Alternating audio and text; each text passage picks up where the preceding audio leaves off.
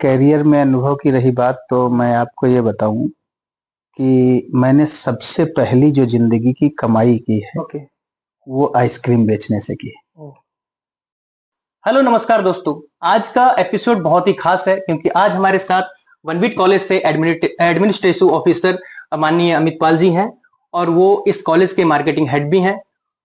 Sir को बहुत अच्छा एक्सपीरियंस है स्टडी को लेकर और मेडिकल साइंस में कैसे करियर बेहतर कर सकते हैं उन चीजों को लेकर सर से बहुत सारी बातें होने वाली हैं।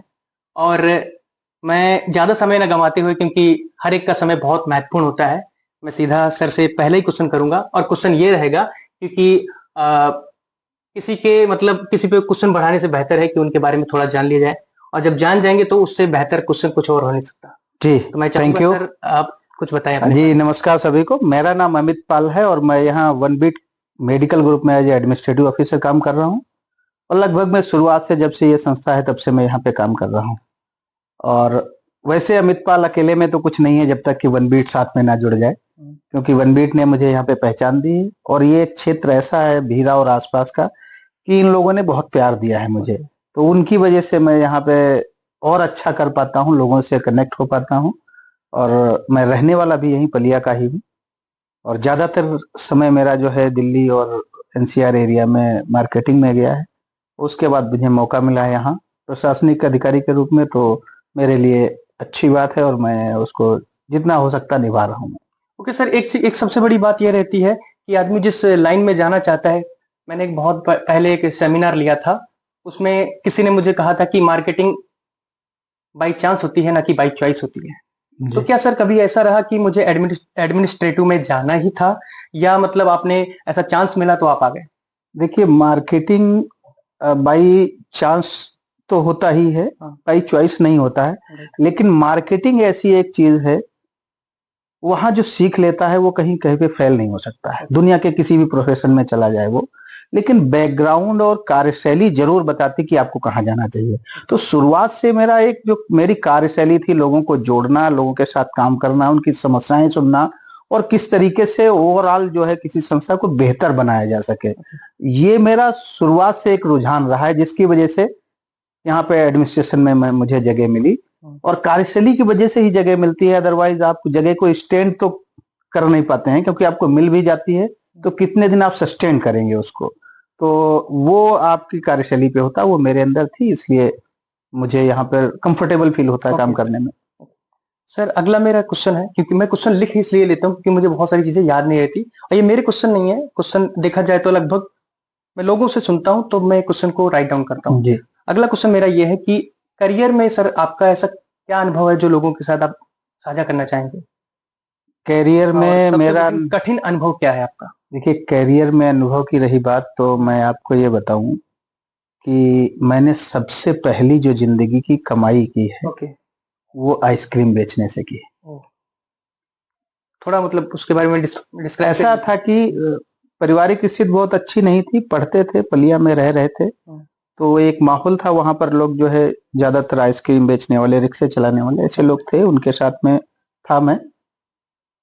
तो मुझे भी लगा कुछ कमाना चाहिए और छुट्टियों के दिन चल रहे हैं, अभी आगे चल के कुछ करना होगा, तो मैं उनके साथ में काम करने लगा। हम्म। तो रात में जो है आइसक्रीम फैक्ट्री में जाके ड्यूटी करने लगा। हम्म। फिर देखा कि बेचने वाले लोग बनाने वाले से ज्यादा कमा रहे हैं, ओ।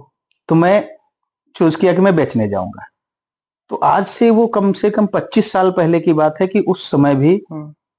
400-500 रुपए डेली कमा लेता था एक बेचने वाला, आइसक्रीम बेचने अच्छा। वाला। तो मैंने इसलिए जो है वो चूज किया। तो वहां से एक सिलसिला जारी हुआ। हम्म। जो सवाल आपका था कि क्या आप लोगों को कैरियर के लिए सलाह देना राइट चाहेंगे, राइट राइट। तो मेरा मानना कि अगर जो आपकी जिंदगी में लक्ष्य है, हम्म। आपने कुछ टारगेट फिक्स कर लिया है, हम्म। तो उसको पाना कोई आसान बात तो नहीं होती, क्योंकि टारगेट हमेशा आदमी कुछ बढ़ के ही सोचता है, राइट। पर वो नामुमकिन भी नहीं होता है। आप डिसाइड कर लें हम्म। तो आप पा ही जाएंगे, बस आप फिक्स रखें कि मुझे क्या करना है जिंदगी में। ओके। वो मेरी जिंदगी में रहा, इसलिए मैं आज यहाँ पे हूँ।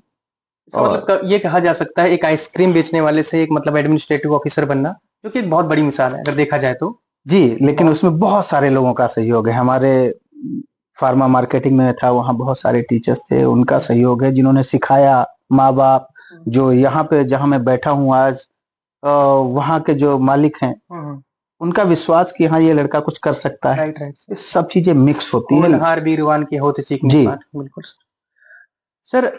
एक मतलब ऐसा कभी कोई रहा है सिलसिला अपनी लाइफ में, कोई ऐसा मतलब कोई मुद्दा आया हो लाइफ में कि वो कॉलेज के लिए बहुत जरूरी था लेकिन वो निर्णय आपको लेना ही पड़ा? जी, देखिए क्या है, कुछ ऐसे डिसिप्लिनरी एक्शन ऐसे आते हैं हम्म, जहां पर हो सकता है कि वे व्यक्तिगत किसी के लिए नुकसानदायक हो, हाँ पर ओवरऑल संस्था के लिए और यहाँ पढ़ने वाले स्टूडेंट्स के लिए वो लेना बहुत जरूरी था। डिसीजन लिए गए और बाद में उसका परिणाम भी बहुत अच्छा हुआ। ओके, तो ऐसे डिसीजन बहुत सारे हैं। अनुशासनात्मक जो डिसीजन है वही ऐसे हैं। डिसिप्लिन बहुत इंपॉर्टेंट चीज है, तो वैसे डिसिप्लिनरी एक्शन जो है लिए गए हैं। जी। आने वाले समय में सर वन बीट कॉलेज को आप कहाँ देखना चाहेंगे? आप चाहते हैं कि मैं इस मतलब एक होता नहीं है कि हमें कंपटीशन है मार्केट में, तो हम अपनी जिस संस्था से जुड़े हैं उस संस्था को बहुत हद तक ले जाना चाहते हैं और बेटर फैसिलिटीज हम लोग यानी कि स्टूडेंट्स को यानी कि प्रोवाइड कराना चाहते हैं, कुछ ऐसा? ये बात तो मुझे कहते हुए बड़ा गर्व हो रहा है ओके कि वन बीट जो हमने नर्सिंग और फार्मेसी से शुरुआत किया था, आज हम नर्सिंग, फार्मेसी, पैरामेडिकल सभी चला रहे हैं। लेकिन बहुत जल्द आप इस एरिया को, जो ये क्षेत्र हमारा सबसे पिछड़ा हुआ नेपाल के बॉर्डर से जुड़ा हुआ है, इस क्षेत्र को बहुत जल्दी आपको एक वन बीट यूनिवर्सिटी के रूप में मिलने वाला है। उस पे काम चल रहा है। बिगेस्ट। हाँ, और ये इस क्षेत्र के लिए और नहीं केवल इस क्षेत्र के लिए, पूरे उत्तर प्रदेश के लिए एक मिसाल कायम करेगा। मैं वहां तक देख रहा हूँ। जहां तक मेरी नॉलेज है सर, हमारे डिस्ट्रिक्ट में शायद एक ही वन बीट मेडिकल कॉलेज है जी। इसके अलावा अभी कोई नहीं है ना सर? अभी हमारे यहाँ पे अब गवर्नमेंट ने जो अभी जो पर डिस्ट्रिक्ट एक मेडिकल कॉलेज है वो चला, करंट में अभी कोई नहीं है, अभी यही है। और इंफ्रास्ट्रक्चर देखिए, कभी क्या होता है कि हम लोगों का जब कोई कंपटीटर तभी बन पाता है या तो वो इंफ्रास्ट्रक्चर में कम्पीट कर रहा हो, राइट, फैसिलिटीज में कम्पीट कर रहा हो, या फिर एजुकेशन में, और हम तीनों में अपने एरिया में नंबर 1 है। राइट राइट, इनसे कोई कंप्रोमाइज करते नहीं कभी। तो बेहतर देखा जाए तो हमारा कंपटीटर यहाँ पे हम अपने आप किसी को मानते नहीं, क्योंकि हम कंपटीशन के हिसाब से नहीं काम कर रहे हैं, हम काम कर रहे हैं कि क्वालिटी के हिसाब से। कॉलेज की गवर्नेंस एंड ट्रांसपेरेंसी की आप क्या कहना चाहेंगे सर? देखिए, ट्रांसपेरेंसी और गवर्नेंस चाहे कॉलेज की हो या कहीं भी आप किसी भी संस्था में काम कर रहे हो, वो होती है एक ऑटोमेशन पे, ऑडिट पे, और ओपन एक तरीके से आपका कम्युनिकेशन होना चाहिए। अगर जो ओपन कम्युनिकेशन है सबके लिए, कोई भी आया, किसी को शिकायत है, वो आके आपसे डायरेक्ट बात कर पाए, अपनी बात रख पाए और सुनने वाला सुने, तो ट्रांसपेरेंसी बनी रहती है। और जो रिकॉर्ड्स होते हैं, जैसे आजकल डिजिटल रिकॉर्ड्स हैं, तो हर एक पर्सन वहां तक रीचेबल है कि वो जानना चाहता है, ठीक है, और ऑनलाइन डाला तो हमने देखा कि भाई वेबसाइट क्या कह रही है, और वही चीज उसको अगर जो आकर के संस्था में फिजिकली अवेलेबल मिले तो ट्रांसपेरेंसी हमेशा बनी रहती है और लोग विश्वास करते हैं। तो कमिटमेंट जो है वो बहुत जरूरी है और उस कमिटमेंट को फॉलो करना है। आजकल सर एक दौर बन गया है कि हर बच्चा मेडिकल साइंस में अपना करियर देख रहा है, क्योंकि अप्रोक्सीमेटली 10 ईयर्स अगर हम बैक जाते हैं, 1 डिकेड्स, तो हम लोग ये देखते हैं कि लगभग जितना बच्चा आर्ट्स एंड मैथ्स में घुसा पड़ा था, आज वो टोटली मूव ऑन कर रहा है मेडिकल को लेकर। तो सर मेडिकल के यानी जो मेडिकल साइंसेज लेने वाले बच्चे हैं उनके लिए कोई एक मैसेज? देखिए, मेडिकल के बारे में अगर जो हम कहें तो पहली बात तो जो जीवन स्तर को देखा जाए, जीवन स्तर में आयु तो बढ़ी है लोगों की, लेकिन हेल्थ वाइज देखा जाए तो बीमार भी ज्यादा हो रहे हैं लोग। वो अपने रहन सहन का और जीवन शैली हो गया, खान पीन हो गया, इन सब चीजों की वजह से।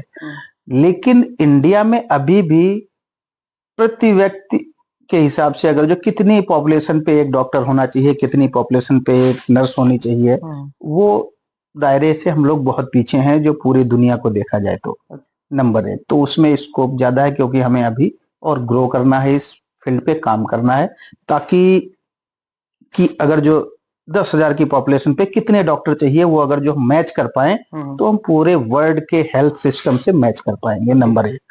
दूसरा ये है कि पूरी दुनिया में नर्स जो है वो इंडिया की सबसे ज्यादा पसंद की जाती है।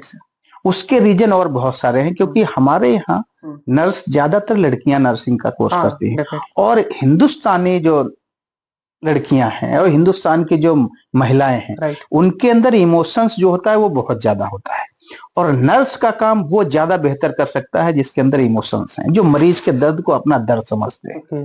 तो उस हिसाब से देखा जाए तो हमारे यहाँ का मेडिकल प्रोफेशन जो है पूरे दुनिया में जो है एक बार चमत्कार करने वाला है, अभी भी राज करता है। आप जहां भी जाएं वहां आपको हिंदुस्तान के डॉक्टर्स, नर्सेस, पैरामेडिकल्स मिल जाएंगे। तो ये एक बढ़िया फ्यूचर है, बेहतरीन फ्यूचर है। आप इसके लिए जरूर प्लान कर सकते हैं, यही मेरी सलाह रहेगी लोगों को। अच्छा सर, ये कह रहा था मैं कि देखा जाए भीरा आज 5 साल में जितना ग्रो किया है शायद उतना पहले नहीं था। ये एक रूरल एरिया, अभी तक भीरा एक पंचायत के मतलब ग्राम पंचायत में आता था, अब नगर पंचायत में आने लगा है। लेकिन बहुत सारे बच्चे जो इसके लोकेलिटी में रहते हैं, नियरेस्ट रीजन में रहते हैं, उनके हौसले बुलंद हैं, जज्बा है उनके अंदर कुछ करने का, लेकिन कभी कभी फाइनेंशियल चीजों से पीछे रह जाते हैं। तो उनके लिए कोई ऐसी स्पेशल स्कीम जो हम वनबीट के थ्रू उनको दे सके और बच्चे वो अपना भविष्य यहाँ पर सिक्योर कर सके? देखिए, हम लोगों का काम ही यही है कि जिसने भी सपने पाले उनके सपनों को उनसे कैसे मिलाना है।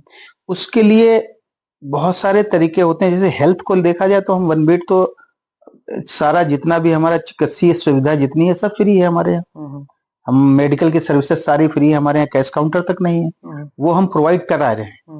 लेकिन जहाँ मेडिकल शिक्षा की बात हो तो शिक्षा में अगर जो स्कॉलरशिप जो गवर्नमेंट की है उसका लाभ दिलवा के, फीस में सहूलियत दिलवा के, ये सब करके हम चाहते हैं कि वो लोग आगे आए और बढ़े। हम लोग सुविधाएं, गवर्नमेंट की बहुत सारी स्कीम है जो शिक्षा के लिए काम कर रही है, खासकर उत्तर प्रदेश में तो बहुत बेहतरीन काम कर रही है सरकार। तो उससे सहयोग दिलवाते हैं। कुछ सहयोग हमारी और संस्थाएं हैं जो सोशल वर्कर्स हैं वो भी करते हैं। बहुत सारी जगह पैसा है कि हमने हॉस्टल फ्री कर रखा है बच्चों का। तो ये सब चीजें कर रखी हैं ताकि वो बेहतरीन तरीके से अपने जो सपने हैं उनको पूरा कर सकें, और करते रहेंगे। ऐसा कोई है और मेधावी है बच्चा तो स्वागत है उसका। सर, एक चीज जो मेरा पर्सनल क्वेश्चन हमेशा रहता है वो ये है कि वनबीट ने मेडिकल साइंसेस के बच्चों के लिए बहुत बड़ा एक यानी कि कंट्रीब्यूशन किया, एक उनके लिए मिसाल खड़ी करी। यहाँ पर एक बहुत बड़ा कॉलेज जो सपना नहीं देख पा रहे, जैसे जिनके अंदर जज्बा था, बाहर नहीं जा पा रहे थे बड़े पढ़ने के लिए, आज वो यहाँ पर बेटियां हैं या बेटे हैं जो भी हैं भारतवर्ष के जो भी हमारे हैं वहां पढ़ रहे हैं। लगभग डिस्ट्रिक्ट लखीमपुर खीरी के ऑल ओवर बच्चा यहाँ आता है। लेकिन कुछ ऐसे बच्चे हैं जो मैथ्स ले लिए हैं, वो बीटेक करना चाहते हैं या मैथ्स को लेकर कोई और भी अच्छा कोर्स करना चाहते हैं, एमबीए है या जो भी बीबीए है। क्या हमारे जो वनबीट कॉलेज के जो ऑनर हैं उनकी कभी कोई ये मुहिम रहेगी कि वो आने वाले समय में उन बच्चों के लिए कोई इंजीनियरिंग कॉलेज या इस टाइप का कोई इंस्टीट्यूट खड़ा करें जिनसे उनका भविष्य सिक्योर हो सके? जी, अगर जैसा आपने कहा तो मैं आपको बताता चलूं कि जो ऑनर हैं चेयरमैन सरदार बहादुर सिंह, उनका विजन बहुत बड़ा है। अच्छा। वो इसको केवल मेडिकल यूनिवर्सिटी के रूप में नहीं लाना चाहते हैं। मैंने अभी बताया आपको कि हम लोग यूनिवर्सिटी का प्लान कर रहे हैं, इसको मल्टी डोमेन यूनिवर्सिटी के रूप में लाना चाह रहे हैं। तो उसमें आप एमबीए को भी पढ़ेंगे, आप बिजनेस को भी पढ़ेंगे, आप मानविकी भी पढ़ेंगे, उसमें आप साइंस भी पढ़ेंगे, उसमें आप इंजीनियरिंग भी पढ़ेंगे, टेक्निकल के भी सारे कोर्सेस होंगे और साथ साथ में मेडिकल के भी। तो हम लोग लगभग किसी भी समाज को जो है उसको आगे बढ़ाने के लिए सर्व तरीके से, सभी तरीके से, हर एक क्षेत्र में वो आगे बढ़े, उस दिशा में काम कर रहे हैं कि हमारा ये तराई इलाका है वो उस दिशा में बढ़े। उसके लिए सभी कोर्स लेके आएंगे हम लोग और जल्द ही आपको देखने को मिलेगा। ये मेरे लिए बहुत बड़ी बात होगी अगर ये सब चीजें हो जाती हैं। तो मुझे जहां तक लगता है बहुत सारे वो बच्चे जो अपने आप को किसी परिस्थितियों की वजह से पीछे ले गए, शायद वो आगे आ पाएंगे। जी बिल्कुल, टैलेंट उनका आगे आ पाएगा। जी। एक सर, मेरा जो खुद का क्वेश्चन जो मैंने आज जब कॉलेज विजिट किया, हालांकि मैं पहले तो इसमें कभी इंटर नहीं किया, लेकिन आज जब मैंने विजिट किया मैं एक चीज पे गौर डाला, यहाँ पर गर्ल्स हॉस्टल है। जी। क्या ऐसी फैसिलिटीज बॉयज हॉस्टल बॉयज के लिए है या भविष्य में होने के लिए मतलब कुछ? हमारे पास बॉयज हॉस्टल है। अच्छा। पर हमने कैंपस से उसको अलग रखा है। अच्छा। तो वो कैंपस से अलग जो है बॉयज हॉस्टल है और बेहतरीन फैसिलिटीज के साथ में। Okay sir. जी। तो सर मतलब यानी कि जो हमारे हॉस्टल्स के थ्रू बच्चे आते हैं उनका क्या फर्स्ट टाइम में ही सारा इंस्टॉलमेंट में पैसे ले लिया जाता है या मतलब कुछ बाद में, या उनको कुछ राहत भी मिल सकती है? देखिए, ऐसा होता है कि हमारा जो क्षेत्र है यहाँ संसाधनों की कमी, कृषि का क्षेत्र है पूरा, राइट, तो फसलों पे डिपेंड रहता है और बाढ़ प्रभावित क्षेत्र है। डेफिनेटली। तो कोई भी लगभग में यहाँ पे ऐसा स्टूडेंट नहीं होता है जो एक बार में पेमेंट जमा कर दे या आपके सालों साल की फीस एक बार में कर दे, ऐसा होता नहीं।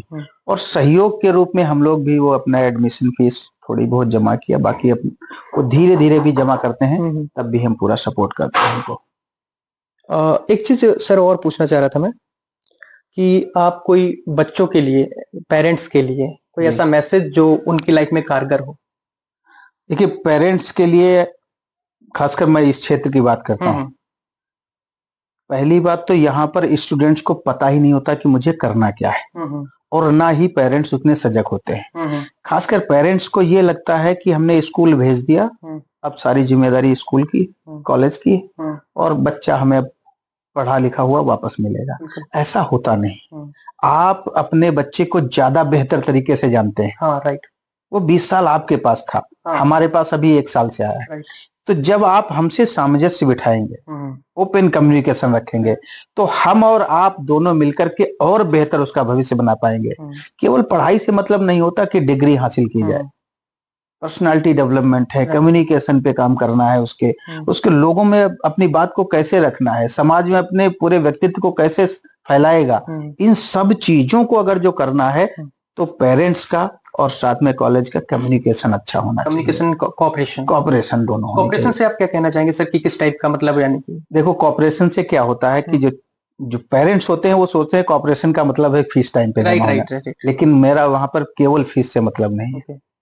हमने अगर जो हमारे यहाँ स्टूडेंट्स पढ़ रहा है, शाम को घर जा रहा है, क्या कर रहा है, उसकी बॉडी लैंग्वेज में कुछ अंतर आपको दिख रहा है या नहीं दिख रहा है, उसके कॉन्फिडेंस में कुछ अंतर दिख रहा है, क्या वो घर पे पढ़ाई कर रहा है या नहीं कर रहा है, इन सब चीजों का अगर जो आप रेगुलर हमसे कम्युनिकेशन रखते हैं तो हम और आप मिलकर के आपके बच्चे का भविष्य जो है ज्यादा बेहतर बना सकते हैं।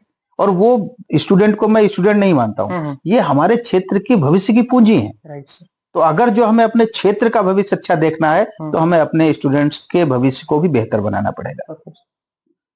सर कुछ मतलब ऐसे क्वेश्चन जो आपको वन वर्ड में ही बताना पड़ेगा रैपिड फायर के लिए, जैसे आपको सर एजुकेशन पसंद है या प्लानिंग पसंद है, दोनों में से एक सर। वैसे तो मैं एजुकेशन की बात करूंगा। अच्छा सर, कि एजुकेशन पसंद है। दूसरा सर डिसिप्लिन या flexibility. Balance discipline. Okay, balance discipline. तीसरा सर पॉलिसी या people. People with policy. Okay, yes, people with policy ज्यादा सही है। आंसर। यस। ओके, मैनुअल या डिजिटल। डिजिटल। आज का डिजिटल का जमाना, रोबोटिक्स में आप विश्वास करें। ओके सर, तो बहुत सारी बातें हुई आज सर से, और हमने सीखा कि आखिरकार क्या जरूरी है हमारी लाइफ में, सिर्फ पढ़ाई ही नहीं, उसके साथ साथ क्या क्या जरूरी है, और क्या वनबीट हमें बहुत सारी फैसिलिटीज दे सकता है, वो भी हमने सीखा। सो आज के एपिसोड में इतना ही। अपना प्यार लुटाते रहिए और देखते रहिए नमस्कार मैं संजय सिंह।